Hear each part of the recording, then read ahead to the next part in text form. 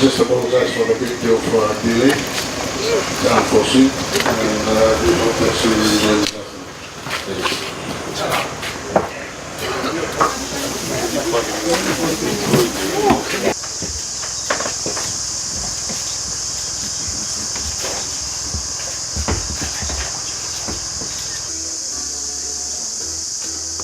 Chief Executive Officer, Line 1 Fiji Limited, Turangana Rokutuimba, representative from the Canadian High Commission, Trade Commissioner, I think the Commissioner Weston's here somewhere, invited guests, members of the Vanua, ladies and gentlemen, and a very good afternoon to all of you.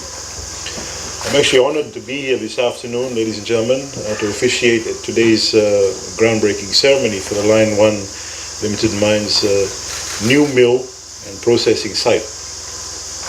The events of recent months have demonstrated once again the company's commitment and the enthusiasm in trying to advance its operation in Fiji. Ladies and gentlemen, in January 2016, our Honorable Prime Minister issued Line 1 Tuvatu its special mining license. This was about a 21-year surface lease which commenced from May 2014, and it is evident how the company has forged ahead in meeting the exploration targets and now advancing into the next stage of finalizing its deposits for mine production. We're gathered here today to witness yet another milestone in the company's achievement in the construction of its mill and its processing plant. This is a wonderfully positive sign as it portrays the commitment of Tuvatu Gold Mine to produce to its full capacity by the second quarter of 2018. The expansion work will contribute to the economy directly and indirectly in forms such as employment of the local community. This work will open up the Sambeto corridor, bringing in much needed business in the area. This is one of the plans of the government, in which the decentralization of services and businesses is encouraged for rural communities. Consequent to this will be an improvement of health and educational facilities also, infrastructure, and obviously also business, which will boost the economy and the livelihoods of all those in living in the Sambeto area.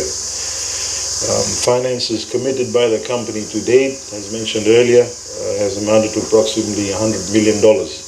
In various forms of operations, such as exploration work, the mine preparatory plans, and environmental management measures, and of course contributing to the economy through the employment of its skilled Fijian workforce.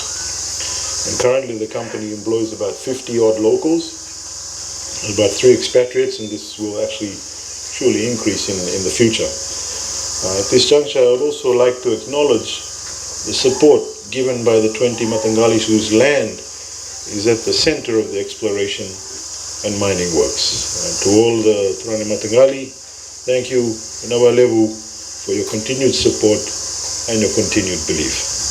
Your unwavering commitment is truly commendable, and I'm certain that today's groundbreaking ceremony will benefit your communities in many, many ways, and not only for this generation, but for generations to come.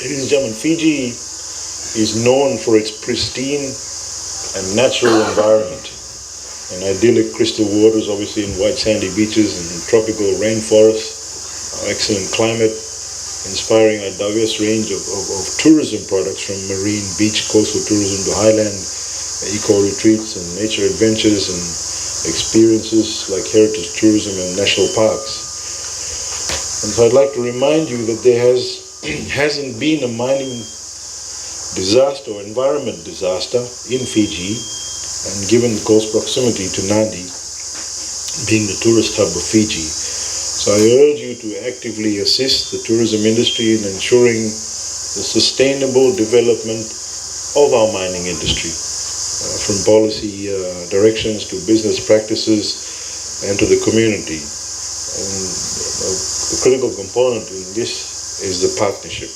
Partnership is key, and our people and our environment are our greatest assets.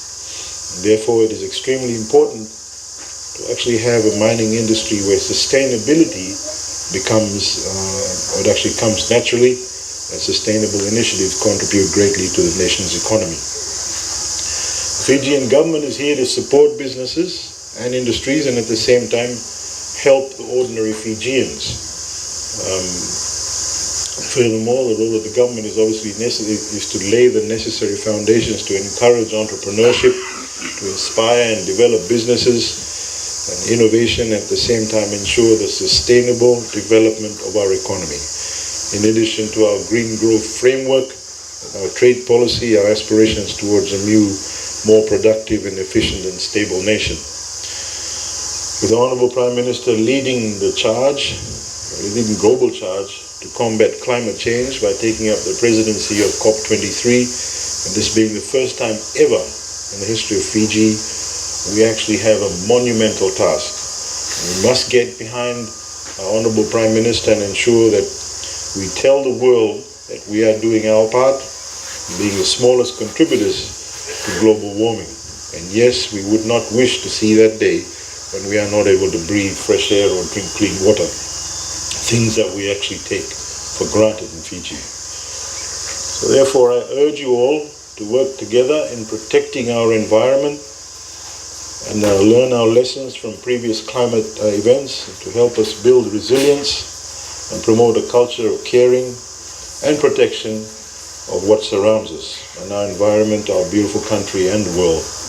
Perhaps Line 1 would also want to consider the use of renewable energy and its efforts to reduce carbon emission.